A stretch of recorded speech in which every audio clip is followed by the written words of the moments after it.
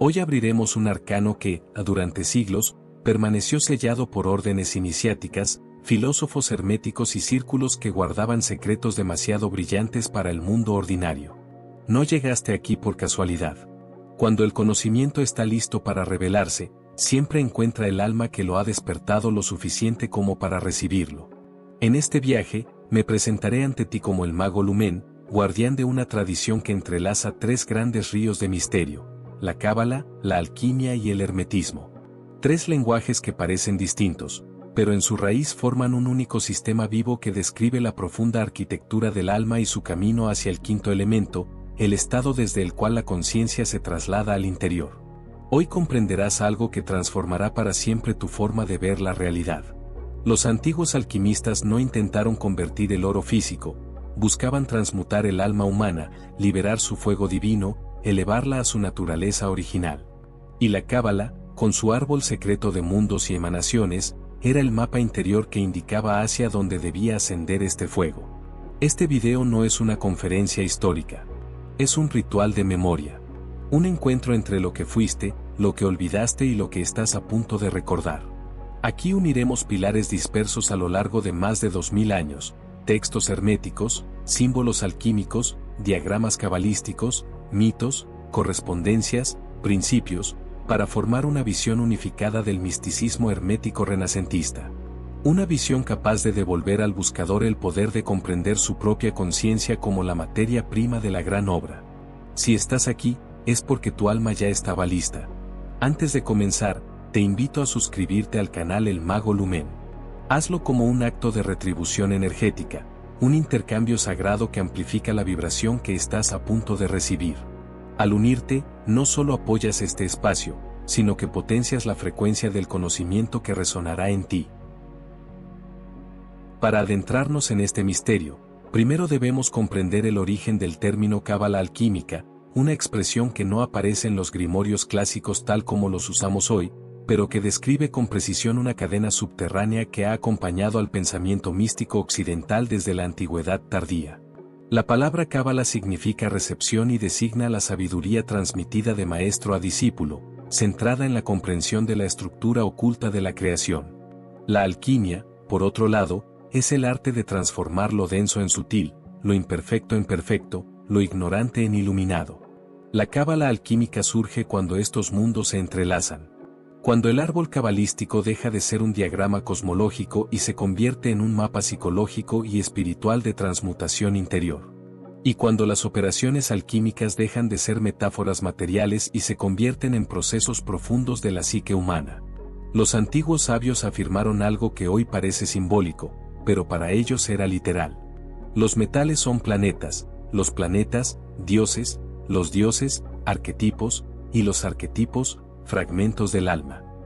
Cada metal corresponde a un estado de conciencia. Cada planeta es una fuerza que moldea nuestra personalidad. Cada día, un aspecto del alma universal se manifiesta en la experiencia humana. Para adentrarnos en esta visión, necesitamos abandonar la lógica ordinaria por un momento. El alquimista no era un químico primitivo, era un filósofo espiritual. Su laboratorio era su propia alma. Tu cuerno, tu corazón. Tu materia prima, tu sombra. Cuando decidimos plomo, hablamos con miedo. Cuando decimos hierro, hablamos de impulso y deseo. Cuando decimos oro, hablamos del estado despierto, puro y luminoso, desde el cual el ser humano lo recuerda todo. Adentrarse en la cábala alquímica es aprender a mirar el mundo, y una sola cosa, con los ojos simbólicos, psicológicos y espirituales que definen la mentalidad hermética. Si estás listo, ahora abriremos el lenguaje secreto de los metales y el alma.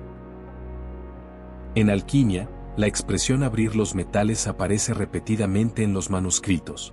No se refiere a cortar, fundir ni perforar. Abrir un metal significa abrir el estado psíquico que ese metal representa. Significa permitir que la emoción reprimida se exprese, que el instinto oculto salga a la luz, que la sombra deje de operar desde el inconsciente. El alquimista trabajaba consigo mismo, no con minerales físicos. Para comprender este proceso, es necesario presentar el mapa interno con el que opera. El consciente, donde se alberga la razón. El subconsciente, donde se mueven las emociones y los hábitos. y el inconsciente, donde residen los arquetipos, los recuerdos profundos y las fuerzas primordiales. Cada uno de estos niveles se relaciona con un metal, un planeta y una función psíquica.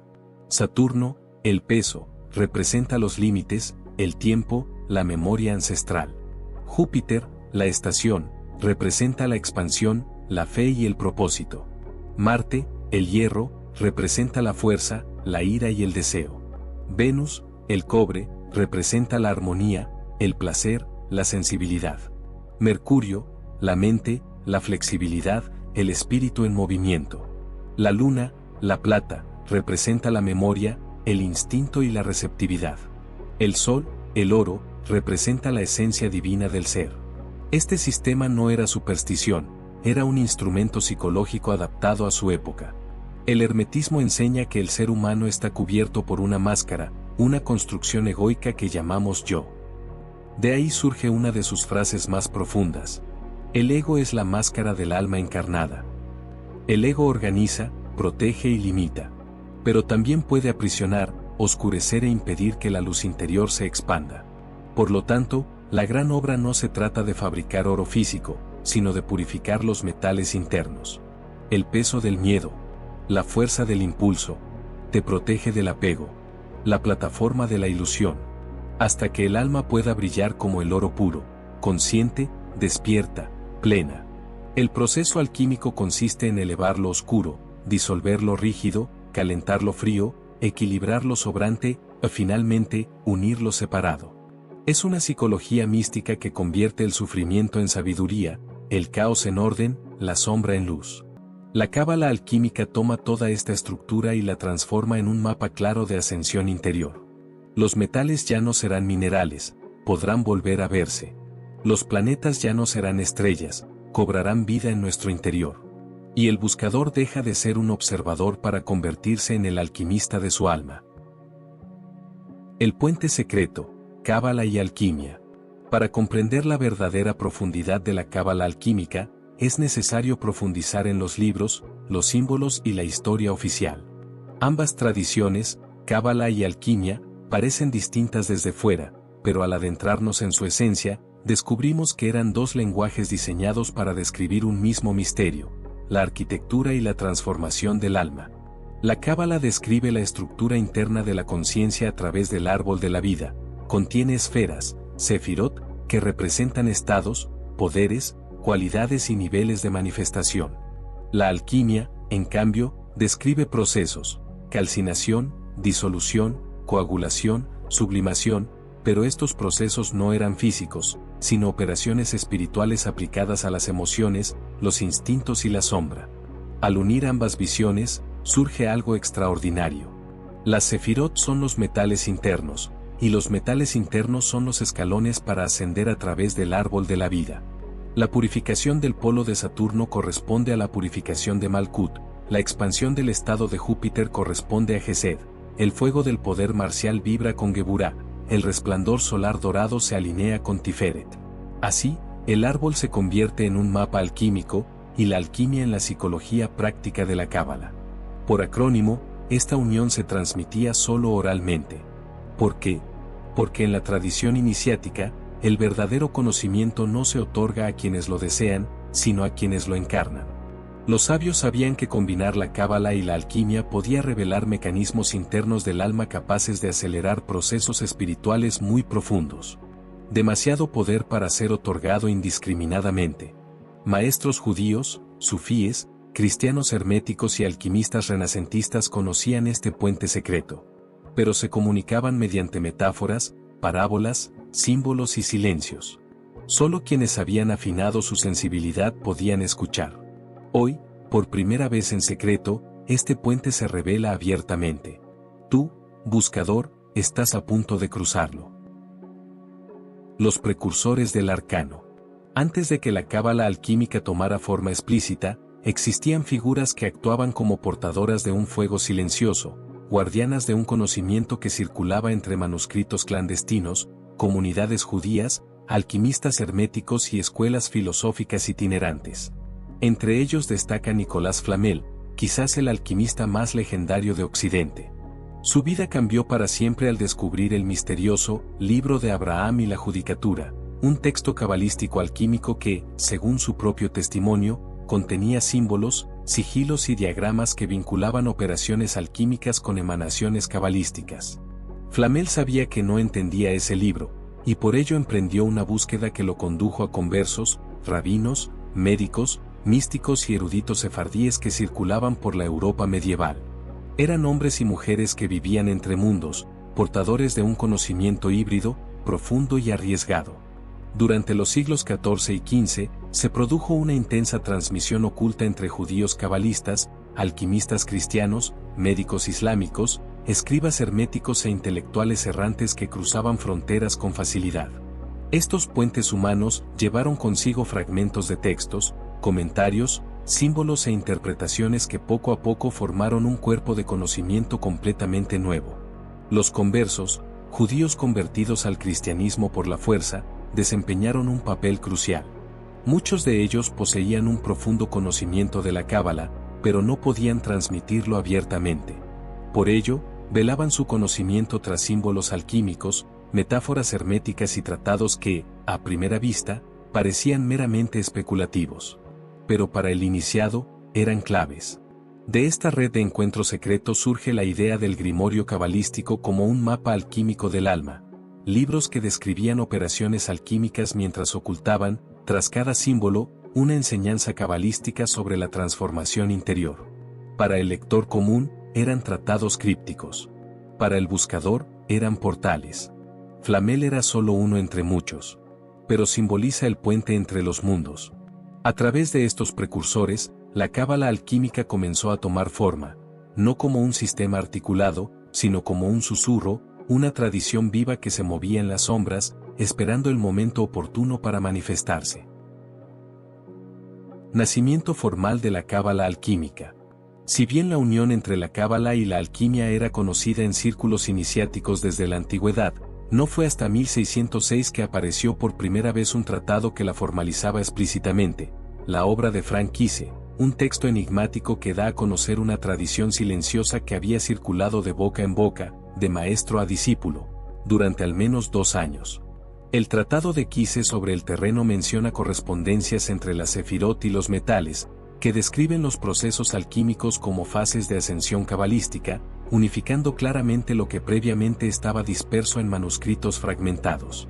Su obra presenta diagramas híbridos, donde el árbol de la vida se superpone con símbolos alquímicos, mostrando que ambos constituyen un único mapa expresado en 2 idiomas.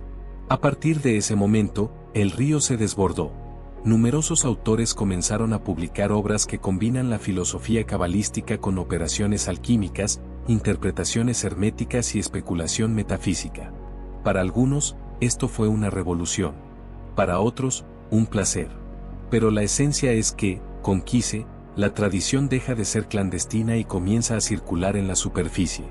Y el conocimiento que se ha conservado en silencio durante 2 siglos finalmente recibe forma escrita. La obra de 1606 se convierte en un portal histórico. Abre la posibilidad de estudiar la psique humana como un laboratorio alquímico y el árbol de la vida como un mapa operativo de purificación interna. Gracias a este tratado podemos rastrear, con claridad, el nacimiento formal de la cábala alquímica como disciplina espiritual. El Renacimiento y la fusión de tradiciones. El Renacimiento europeo fue un crisol donde religiones, filosofías, lenguas y ciencias ocultas se encontraron y fusionaron. Nada simboliza mejor este movimiento que la figura de Pico della Mirandola, uno de los primeros pensadores cristianos en estudiar a fondo la cábala judía y reinterpretarla desde una visión universalista. Para Pico, la sabiduría divina era una sola, expresada en múltiples idiomas, y la cábala proporcionaba las claves para comprender los secretos de la creación. Durante este mismo periodo, el hermetismo, los textos atribuidos a Hermes Trismegisto, resurgió con fuerza. Los filósofos cristianos lo reinterpretaron como un anuncio velado del cristianismo, los cabalistas lo vieron como una extensión del conocimiento ancestral, los alquimistas lo consideraron un manual simbólico para operar en el alma. Así, cada tradición toma lo que resuena con su propia visión, y todas contribuyen a unificar un cuerpo conceptual que hoy llamamos filosofía hermética renacentista. pero la unión no comenzó en Europa. Sus raíces se encuentran en el Egipto tolemaico y Alejandría, donde judíos, egipcios, griegos, persas y místicos orientales convivieron e intercambiaron conocimientos. Allí surgió la primera síntesis entre el misticismo hebreo, la magia egipcia y la filosofía griega. Esta síntesis revivió 5 décadas después, alimentada por bibliotecas, traducciones y manuscritos recuperados tras la caída de Constantinopla. Es esencial comprender que todas estas corrientes, la cábala, el hermetismo, la alquimia, no eran sistemas rivales. Había diferentes enfoques de la misma verdad eterna. La conciencia humana es el templo. El cosmos es el reflejo. Y la luz divina es el metal precioso que buscamos liberar. El Renacimiento no creó la fusión. Lo recuerdo. Filósofos, en los alquimistas, corrección histórica. A lo largo de los siglos, la figura del alquimista se ha distorsionado hasta convertirse en la caricatura de un soplador de cuerno, un artesano obsesionado con la transmutación de metales básicos en oro físico. Sin embargo, dentro de la tradición hermética existe una distinción fundamental. Los alquimistas sopladores eran experimentadores materiales que buscaban riquezas, mientras que los filósofos herméticos trabajaban un arte completamente diferente, silencioso y espiritual. Para estos últimos, la obra auténtica nunca fue un proceso químico, sino un trabajo interior, un profundo refinamiento de la conciencia humana. El supuesto oro material que buscaban los sopladores era solo un símbolo. El verdadero tesoro que buscaban los seguidores era el oro interno, la sustancia luminosa que emerge cuando el ser humano purifica sus pasiones, eleva su vibración y despierta la chispa divina en su interior. En los textos herméticos, purificar metales significa purificar los aspectos densos de la psique. Separar lo sutil de lo denso, describe un proceso de discernimiento espiritual, y fijar el espíritu, se refiere a estabilizar la conciencia en un estado superior. Por lo tanto, los verdaderos filósofos nunca trabajaron con metales en sentido literal. Trabajaron con símbolos, meditaciones, oraciones, visualizaciones y procesos internos que reordenaban su alma según las leyes universales. Consideraban el laboratorio como una metáfora del cuerpo humano. El cuerno era el corazón, los recipientes los centros de energía y el fuego la intención espiritual. La corrección histórica es clara. La alquimia hermética no es protoquímica, sino una tecnología espiritual destinada a transformar al operador, no la materia. El filósofo no buscaba enriquecerse, sino convertirse en oro, en un ser íntegro, equilibrado y luminoso, capaz de irradiar sabiduría y operar desde estados superiores de conciencia.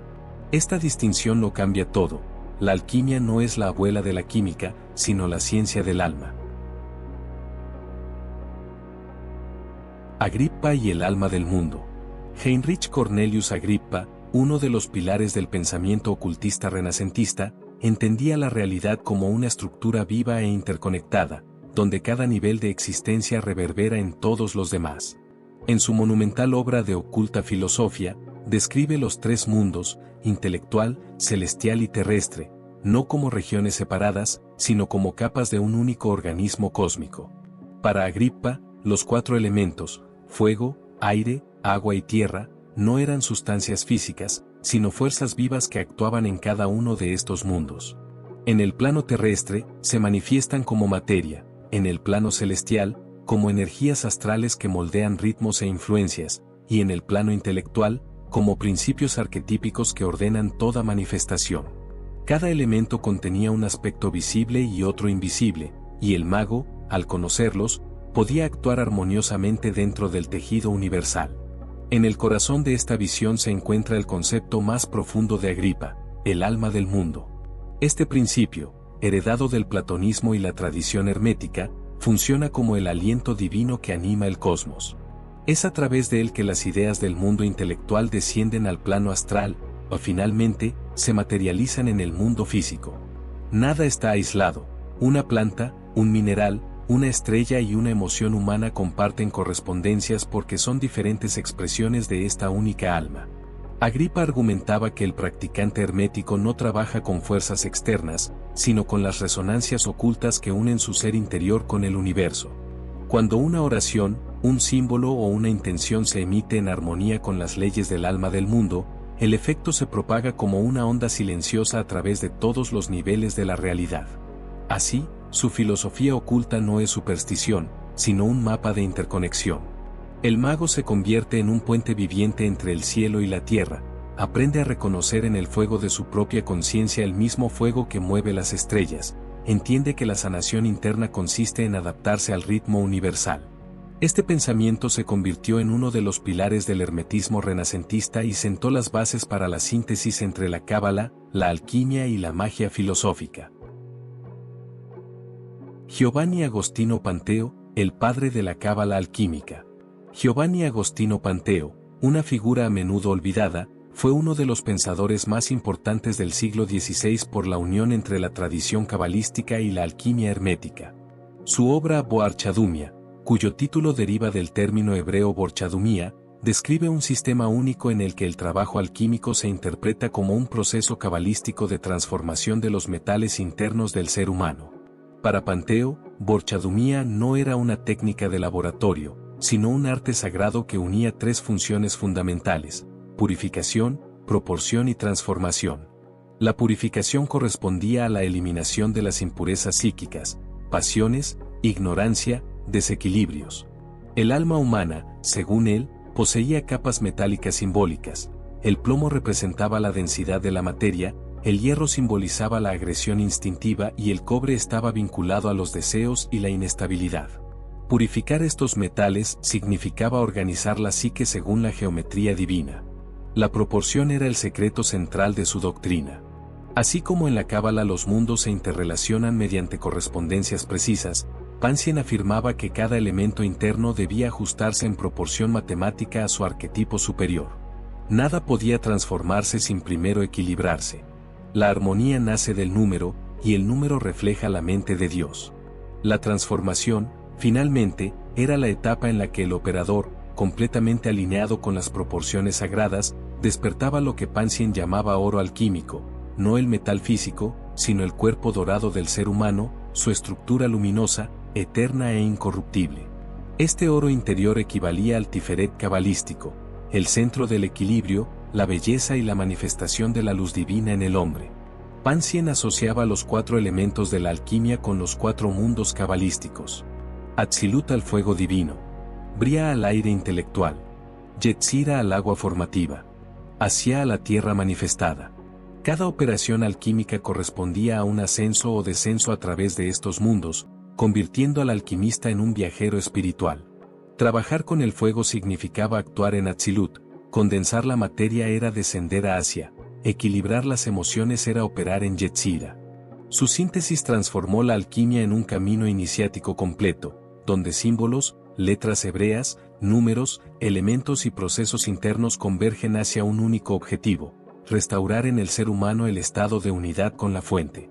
Por esta razón, Giovanni Agostino Panteo es considerado, con razón, el verdadero padre de la cábala alquímica. Venecia, el núcleo oculto del Renacimiento. Durante el Renacimiento, mientras Florencia brillaba como centro artístico y Roma consolidaba su poder religioso, Venecia operaba a un nivel completamente diferente. Era el núcleo oculto, el corazón hermético donde filósofos, cabalistas, matemáticos, magos y artistas intercambiaban ideas que jamás podrían circular abiertamente en otros territorios.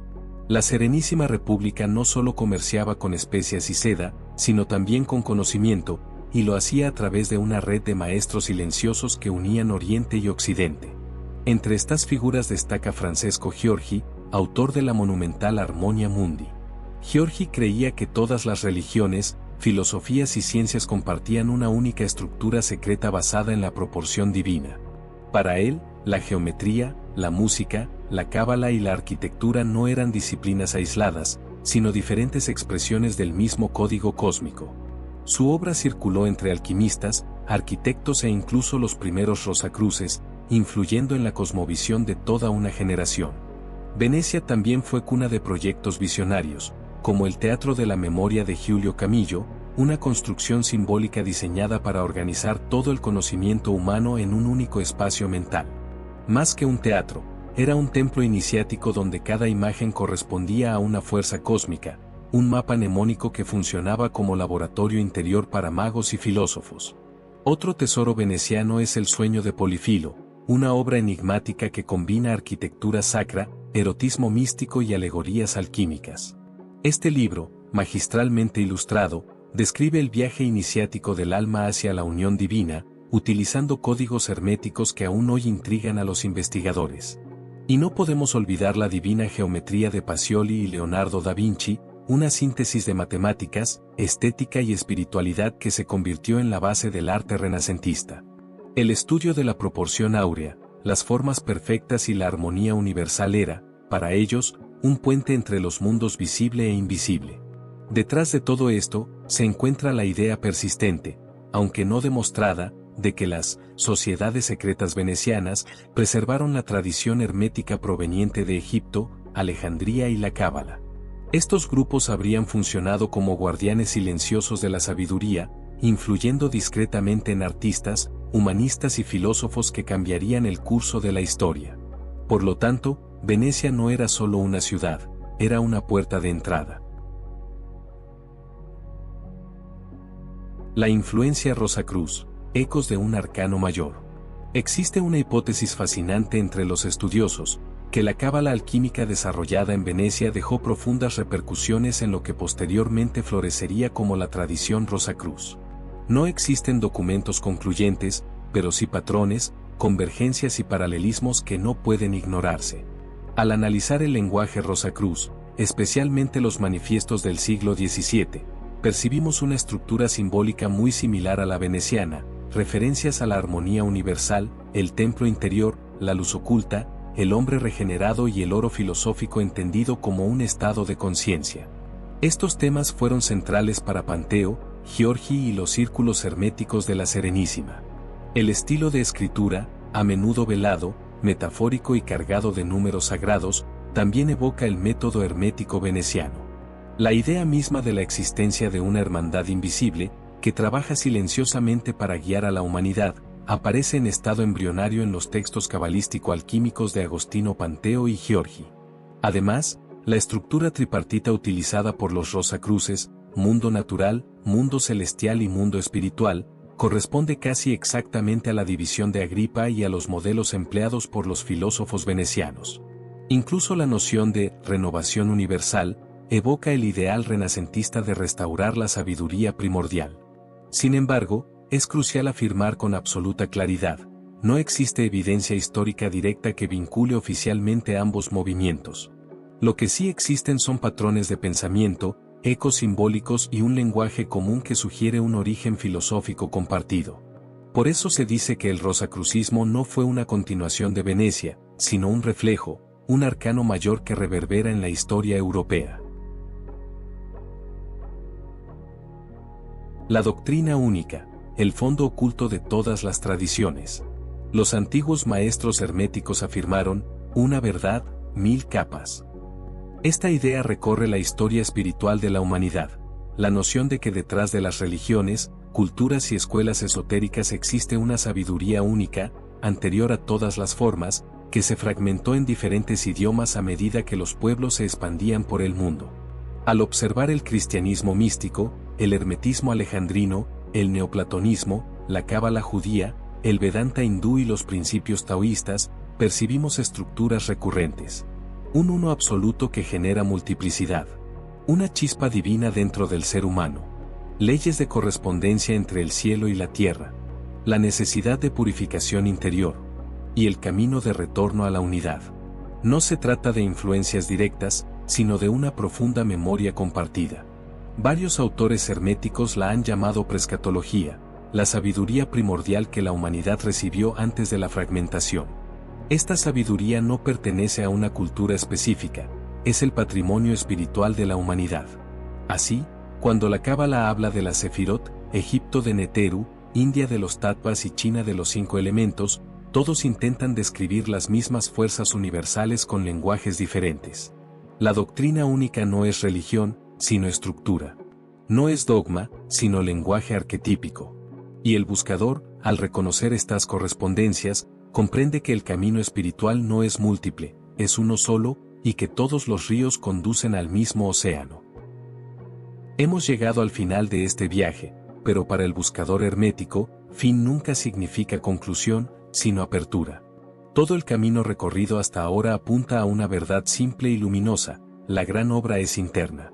Ningún laboratorio externo, ningún metal físico, ninguna fórmula secreta puede reemplazar lo que nace del silencio del alma. La cábala alquímica se revela como un mapa viviente de transformación, un espejo donde el discípulo puede contemplar sus sombras, sus proporciones secretas y su infinita capacidad de ascensión. El oro de los filósofos no es una sustancia, sino un estado, el despertar de la conciencia, la serena brillantez que emerge cuando el ser humano recuerda su origen divino. Ahora, la invitación es directa. Observa el metal dentro de ti. Pregúntate, ¿qué parte de tu alma aún está en estado bruto? ¿Qué impureza aún te separa de tu forma más elevada? El verdadero alquimista no teme esta pregunta, la acepta, porque sabe que la obra comienza allí. Antes de concluir, les dejo una clave de oro, un ritual sencillo y silencioso. Respira profundamente. Siente el fuego en tu pecho, el aire en tu mente, el agua en tus emociones y la tierra en tu cuerpo. Unifica los 4 elementos en tu interior y observa cuál necesita purificarse hoy. Y finalmente, la pregunta hermética final. Si tu alma es el 5.º elemento, ¿qué impureza aún te impide brillar?